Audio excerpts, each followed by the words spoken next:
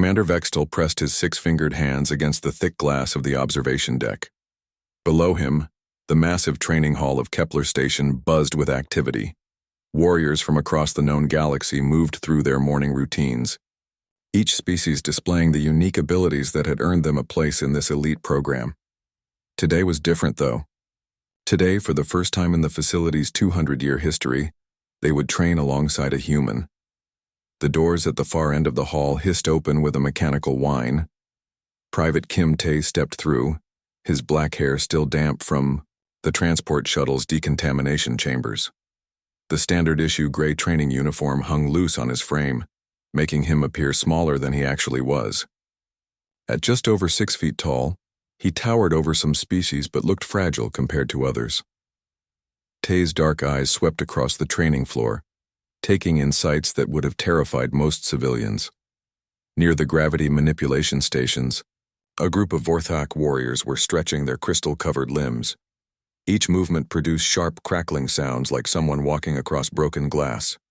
Their bodies could withstand pressures that would crush normal beings into paste. At the combat rings, 4 armed Krieg soldiers practiced complex fighting patterns. Each of their muscular arms moved independently, creating a deadly dance of coordinated strikes. Their thick gray skin could deflect energy weapons, and their reflexes were faster than most computer systems. The most unsettling sight was near the energy barriers, where luminal beings flickered between solid and plasma states. One moment they appeared as tall, elegant humanoids with silver skin. The next they became living energy, able to pass through solid matter or discharge enough electricity to power a small city. "Look what they sent us," growled Grix, a scarred Krieg veteran whose forearms bore the marks of countless battles. His voice carried across the training floor, causing several other warriors to turn and stare. Another soft-worlder who thinks they belong with real fighters. Tae heard the comment but kept his expression neutral. Earth's military briefings had prepared him for this reception. Humans were the newest species to join the Galactic Alliance, having only made contact 3 years ago. Their planet was considered a backwater world, and their physical capabilities were largely unknown to the galactic community. A tall Seth instructor slithered over to Tae, her serpentine lower body moving with fluid grace. "You are the Earth, representative," she stated, her forked tongue tasting the air. "I am Instructor Velthara. You will follow standard protocol like all recruits." Tae nodded respectfully. "Yes, ma'am. I'm ready to begin." Velthara's yellow eyes studied him with the calculating gaze of a predator. "We will see. Your preliminary physical assessments show you to be adequate. Nothing more." The first day's trials began with endurance testing. Warriors were required to run through an obstacle course that changed elevation, gravity, and atmospheric composition every few hundred meters. Tae watched as the other recruits moved through the course with inhuman grace and power. The Vorthak warriors simply walked through solid barriers, their crystal bodies reshaping to pass through narrow gaps. The Krieg used their multiple arms to swing across impossible distances. The luminals occasionally shifted to energy form to bypass entire sections. When Tae's turn came, he had to rely on basic human athleticism. He climbed where others flew, crawled where others phased, and ran where others teleported. His lungs burned as the atmospheric mixture changed from oxygen-rich to methane-based to pure nitrogen. His muscles ached as gravity shifted from Earth normal to 3 times planetary standard. Despite pushing himself harder than he ever had in his life, Tae finished in the middle of the pack. Not last, but certainly not impressive. As he collapsed at the finish line, gasping for air, he could hear the whispered comments from the other warriors. "Typical mammalian limitations," hissed one of the Seth. "At least he finished," admitted a luminal, though their tone suggested this was barely worth noting. Grix's harsh laughter echoed across the training floor. "Give him a week, maybe 2 if he's lucky." Tae struggled to his feet, sweat soaking through his training uniform. Around him, the other warriors barely seemed winded. Their specialized physiologies had evolved for exactly these kinds of challenges. The Vorthak had developed in high-gravity environments. The Krieg came from worlds with thin atmospheres. The luminals existed partially outside normal space-time. Humans, by comparison, seemed painfully ordinary. They had evolved on a single world with relatively stable conditions. No natural armor, no extra limbs, no exotic energy abilities. Just intelligence, endurance, and a stubborn refusal to quit. As the day's training concluded, Tay found himself wondering if Earth's military command had made a terrible mistake. Perhaps humans simply weren't meant to compete at this level. Perhaps their place in the galaxy was as administrators or technicians, not warriors. But as he watched the sunset through the station's massive windows, something deep in his genetic memory stirred. Humans had survived ice ages, plagues, wars, and natural disasters. They had climbed down from trees and eventually reached for the stars. Maybe being ordinary was exactly what made them extraordinary. The third week at Kepler Station had pushed every warrior to their breaking point. The training exercises had evolved from difficult to nearly impossible, designed to test the absolute limits of each species' capabilities. Neural feedback weapons now left recruits writhing in agony for hours after each session, their minds struggling to separate simulated pain from reality. Tay dragged himself from his sleeping quarters each morning with muscles that screamed in protest. His human body, which had seemed adequate during the first week, now felt like a cruel joke compared to his alien counterparts. While the Vorthak could simply shut down their pain receptors and the luminals could disperse damage across their energy matrix, Tay had to endure every sensation with raw biological nerves. The combat simulations had become particularly brutal. Neural feedback weapons created the sensation of actual injury without permanent damage, allowing trainers to push warriors beyond what would normally be survivable. Tay had experienced the feeling of being burned alive, frozen solid, and electrocuted, more times than he could count. Each session left him shaking and nauseous while the other recruits seemed to shake off the effects within minutes. "The soft-worlder is breaking," Grix observed during one particularly harsh training session. The four-armed Krieg warrior watched with satisfaction as Tay stumbled from the simulation chamber, his face pale and hands trembling. Perhaps now Earth will understand they do not belong among real warriors. But Commander Vextal had noticed something interesting in the daily reports. While Tay's performance seemed to be declining, his endurance scores were actually improving. The human was lasting longer in each session, even if he emerged looking worse for wear. On the 21st day, everything changed. The gravitational field manipulation exercise was considered one of the most dangerous training protocols in the facility. Warriors were placed in a chamber where artificial gravity could be adjusted from 0 to 15 times planetary standard. The goal was to maintain combat effectiveness while dealing with rapidly changing gravitational forces. Tay entered the chamber alongside 6 other warriors, including 2 Vorthak, 2 Krieg, 1 Luminal, and a heavily armored Thorian. The exercise began normally with gravity shifting in predictable patterns. The warriors adapted quickly, their bodies compensating for the changing forces. Then the alarm started screaming. Emergency lights bathed the chamber in pulsing red as the gravitational field generators malfunctioned. Instead of the controlled variations the system was designed to produce, the gravity began spiking wildly. One moment the warriors floated weightless, the next they were crushed against the floor by forces that should have been impossible for the safety systems to allow. Tay felt his left arm snap as 20 times Earth gravity slammed him into the reinforced floor. The pain was unlike anything he had experienced, even in the neural feedback sessions. This was real, and his body knew it. Around him, the other warriors were faring no better. The Thorian's armor was buckling under the pressure. One of the Vorthak's crystal formations had begun to crack with sounds like gunshots. The emergency systems finally activated after what felt like hours, but had only been 90 seconds. The gravitational field collapsed to normal levels, leaving 7 warriors sprawled across the chamber floor in various stages of injury. Medical teams rushed in within minutes.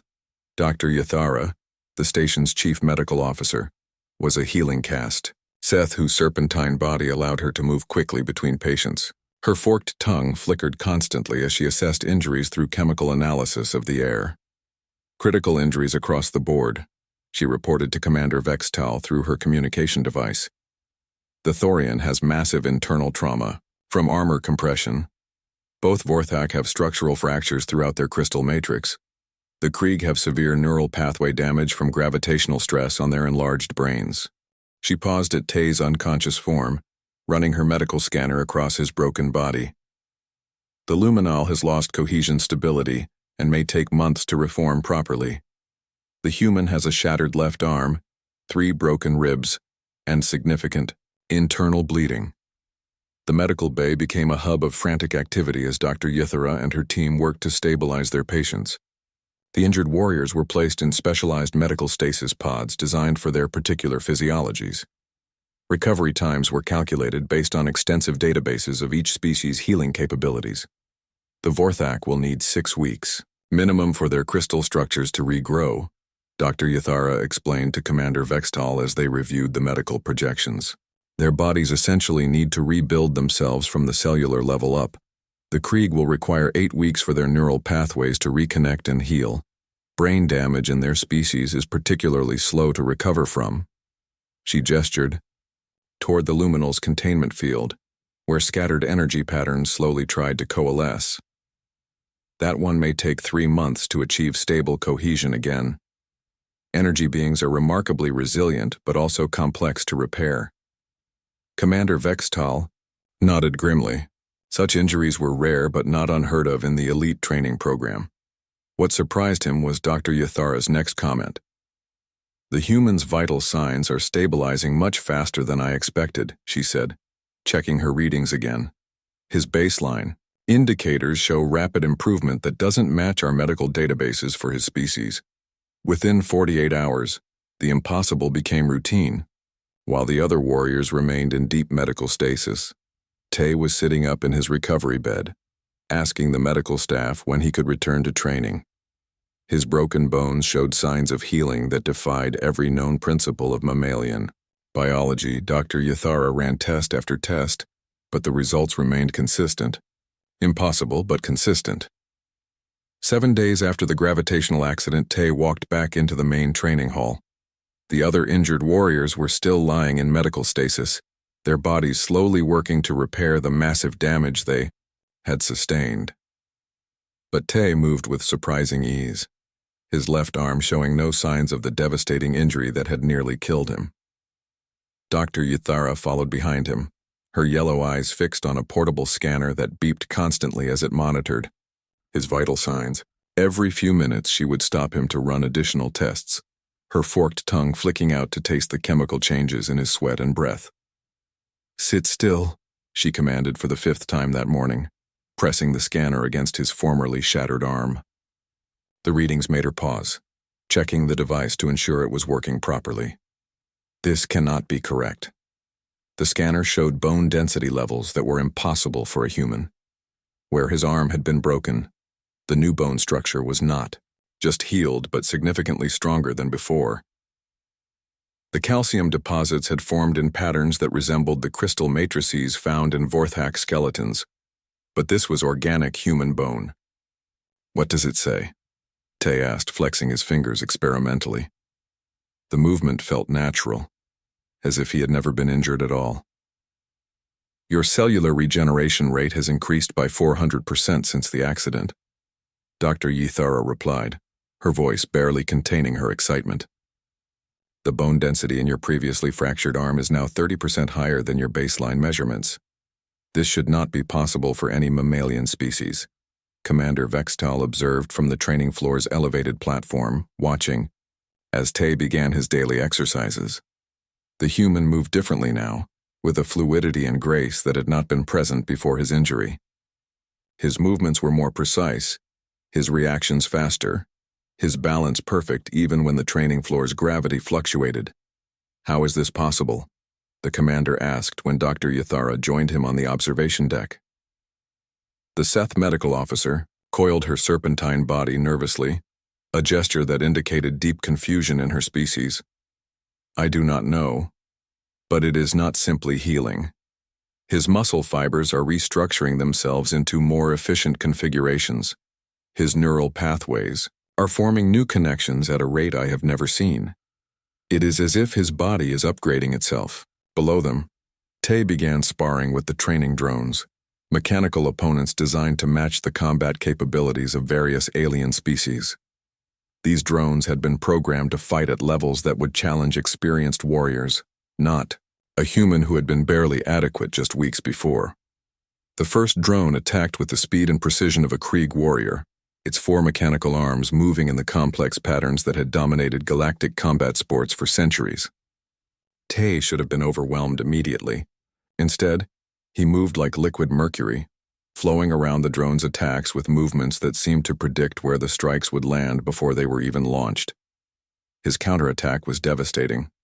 A simple punch that would have been ineffective against armored opponents now carried enough force to dent the drone's reinforced chassis. The machine's sensors registered the impact as equivalent to a Vorthak crystal strike, far beyond what human physiology should have been capable of producing. Other warriors who had not been injured in the accident began to gather around the sparring area, watching in disbelief as Tay dismantled training drones that had given them significant trouble. Grix, the 4-armed Krieg who had mocked Tay's presence from the beginning, stood with his mouth hanging open. "The soft worlder fights like a different being," he muttered to his companions. "This is not the same creature who barely survived the first week." When the other injured warriors finally returned to training after their extended recovery periods, they found a training environment that had been completely transformed. Tay was no longer the weakest member of their group. In fact, he was beginning to outperform warriors who had been training for years. Lee Bora, Earth's second representative who had arrived during Tay's recovery period, watched her fellow human with growing amazement. She had been briefed on Tay's progress, but seeing it firsthand was something entirely different. The man moving through combat forms with perfect precision bore little resemblance to the struggling recruit described in the reports. "How are you doing this, Tay?" she asked during a break between training sessions. Her own performance had been, similar to Tay's original baseline, adequate but unremarkable compared to their alien counterparts. Tay paused in his stretching routine, considering the question carefully. "I honestly do not know," he replied, his voice carrying a note of wonder. "I just feel different. Stronger. Like my body learned something from being broken." He demonstrated by lifting a training weight that should have required mechanical assistance for a human to move. The massive block of dense metal rose effortlessly in his grip, as if it weighed no more than a feather. "It started during the healing process," he continued, setting the weight down with perfect control. "I could feel something changing inside me. Not just the bones mending, but everything adapting. My muscles, my reflexes, even the way I think about movement and combat." Dr. Yathara, who had been monitoring the conversation from nearby, slithered closer with her scanner active. "His metabolic rate has increased by 60%, but his energy efficiency has improved by over 200%. He is consuming less fuel while producing more power. This defies every known principle of biological energy conversion." The implications were staggering, and everyone in the training facility was beginning to realize that they were witnessing something unprecedented. In galactic history, Dr. Yathara had not slept in 3 days. Her serpentine body was coiled around multiple data terminals in her private research lab, yellow eyes scanning through thousands of files about human evolutionary history. What she was discovering challenged everything the galactic scientific community believed about biological adaptation. The breakthrough came when she cross-referenced human DNA patterns with their planet's geological history. Earth was not like the stable worlds that had produced the other warrior species. While most planets in the galaxy experienced gradual changes over millions of years, Earth had been a constant battlefield of survival. "Fascinating," she whispered, her forked tongue tasting the air as excitement flooded her system. The data painted a picture of a world that should have been uninhabitable. Ice ages that froze entire continents, followed by warming periods that melted polar caps. Volcanic eruptions that blocked out the sun for years. Asteroid impacts that wiped out entire ecosystems.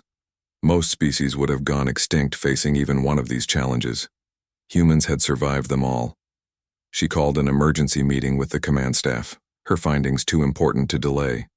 Commander Vextal arrived with his senior officers, including several alien scientists who specialized in evolutionary biology. They gathered in the main conference room, its holographic displays ready to show Dr. Yathara's research. "What we Our witnessing with the human warriors is not an anomaly, she began, activating the first display. A three-dimensional model of Earth appeared, showing its turbulent geological history. It is the natural result of evolution on what can only be described as a death world. The assembled officers watched as the hologram showed Earth's surface changing violently over millions of years. Continents shifted, oceans boiled, and massive extinction events swept across the planet repeatedly. Unlike other species that evolved in relatively stable environments, humans developed under constant extreme stress. Dr. Yathara continued. Climate change, predators, diseases, natural disasters, food scarcity. Their biology had to become incredibly flexible just to survive. She changed the display to show human cellular structure compared to other species. Their immune systems, nervous systems, and cellular repair mechanisms are fundamentally different. Everything is designed for rapid adaptation under life-threatening conditions. Commander Vextal leaned forward, studying the genetic comparisons. What exactly are you saying, Doctor? What we are seeing is not just recovery from injury, Dr. Yathara replied, her voice filled with scientific wonder. It is real-time evolutionary adaptation. Their bodies are literally rewriting themselves at the genetic level to overcome each new challenge. At that moment, the medical bay's alarm system activated. Another training accident had occurred, this time involving Park Min, the third human to join the program. Dr. Yathara and the command staff rushed to the scene, finding Min unconscious on the floor of the toxin resistance chamber. The training exercise was designed to build immunity to various alien poisons and biological weapons. Most warriors required months of gradual exposure to develop even basic resistance. Min had been exposed to a concentration of Vorthak crystal toxin that should have killed any mammalian life form within minutes. Get him to medical immediately, Dr. Yathara ordered, though she suspected what they would find. 3 days later, Min was sitting up in the medical bay, looking healthier than he had before the accident. His blood tests showed not only complete resistance to the toxin that had nearly killed him, but immunity to several related compounds that he had never been exposed to. You mean we are actually evolving while we are here? Min asked, watching Dr. Yathara review his test results with amazement. Your bodies are rewriting themselves at the genetic level to overcome each challenge, she explained, her scanner showing cellular changes happening in real time. Every injury, every stress, every toxin your cells encounter, they learn from it, they adapt, and then they pass that information to neighboring cells throughout your entire body. She showed him the display of his genetic code, highlighting sections that were actively changing. It is the most efficient survival mechanism we have ever documented. Other species adapt over thousands of generations. You adapt within days, or even hours. The implications hit Commander Vextal like a physical blow. He understood military strategy, and what he was seeing was beyond anything the galaxy had ever encountered. They do not just recover from trauma, he said slowly. They weaponize it. Word of the discovery spread quickly through the command structure. Within hours, generals and scientists from across the Galactic Alliance were requesting access to the research data. The humans were not just unusual warriors. They were potentially the most dangerous evolutionary force the galaxy had ever seen. Dr. Yathara continued her tests, documenting changes that occurred faster than her equipment could sometimes measure. Min's muscle density increased by 40% in a single week. His reaction time improved to levels that matched cybernetic enhancement. His brain showed new neural pathways forming connections that should not have been possible with organic tissue. Each human that arrives becomes stronger faster than the last, she reported to the Alliance Council. They are not just individuals adapting. They are somehow sharing adaptive information between members of their species. What one learns, others can access. The galactic community was beginning to realize that humanity's arrival might change everything they thought they knew about warfare, evolution, and survival itself. The graduation ceremony hall at Kepler Station had never seen anything like it. Representatives from 47 different worlds filled the massive amphitheater, their diverse forms creating a rainbow of colors, shapes, and sizes. Crystal beings sat next to energy entities, while armored warriors shared spaces with floating gas cloud intelligences. All had come to witness something that would be talked about for generations. At the center of the ceremonial platform, 3 humans stood at attention in dress uniforms that gleamed under the station's artificial lights. For the first time in the elite warrior program's 200-year history, humans occupied the top 3 graduation positions. Commander Vextal approached the podium, his 6-fingered hands trembling slightly as he held the ceremonial datapad. In all his years running the program, he had never seen results like these. The statistics were so extraordinary that several Alliance worlds had demanded independent verification. "Warriors, honored guests, and distinguished representatives," he began, his voice carrying across the silent hall. "Today we witness the graduation of Class 847, but more importantly, we witness the dawn of a new era in galactic warfare." He gestured toward the 3 humans standing perfectly still, despite the weight of thousands of eyes upon them. "Private Kim Tae has achieved the highest overall combat rating in program history. His final scores exceed previous records by margins that our statistical models considered impossible." Tae felt the subtle changes still occurring within his body as he maintained his rigid posture. His enhanced hearing could detect conversations happening hundreds of meters away. His improved vision could see details in the faces of representatives sitting in the back rows. 6 months of constant adaptation had transformed him into something that barely resembled the struggling recruit who had first entered these halls. "His adaptation and learning rate has redefined our understanding of warrior potential," Commander Vextal continued. "Along with Privates Park Min and Lee Bora, he has demonstrated capabilities that challenge everything we thought we knew about biological limitations." In the audience, representatives from warrior cultures across the galaxy watched with expressions ranging from amazement to deep concern. The Kryken Empire had sent their greatest generals, expecting to see their traditional dominance confirmed. Instead, they witnessed the emergence of a species that made their 4-armed warriors look clumsy and slow.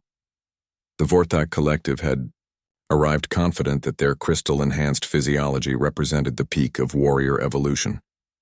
But they had watched human recruits develop bone density that exceeded even their specialized adaptations, without any technological enhancement whatsoever. General Quan Su stepped forward to receive the honors on behalf of Earth's military command.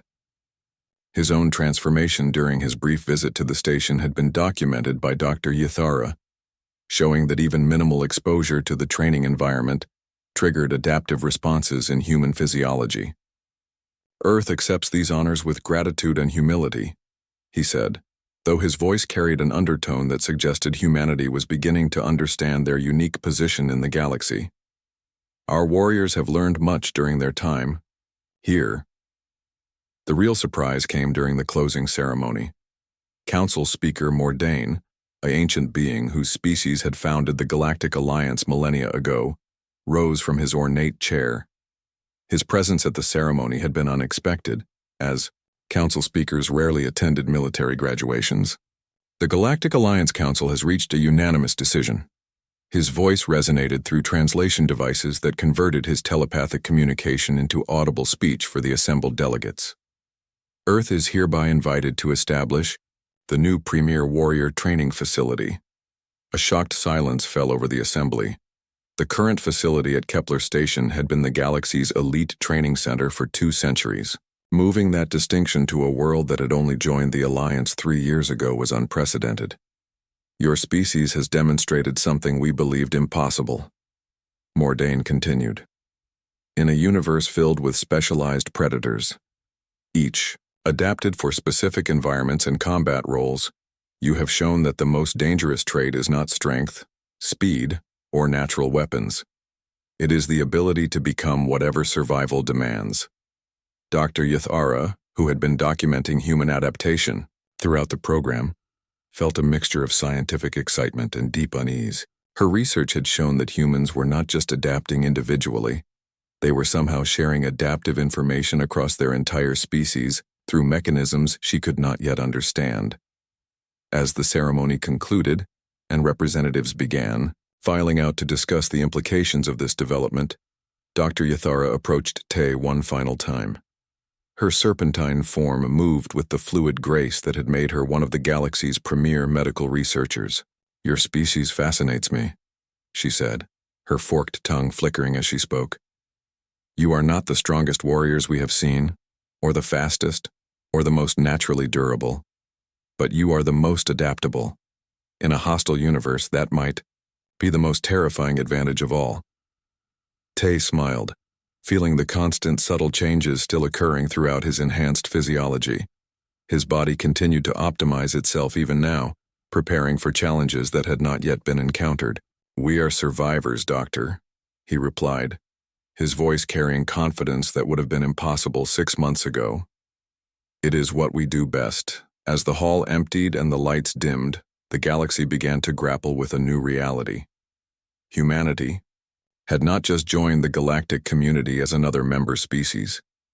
They had arrived as something unprecedented, and their presence would reshape everything that came after. The age of specialized warriors was ending. The age of infinite adaptation had begun.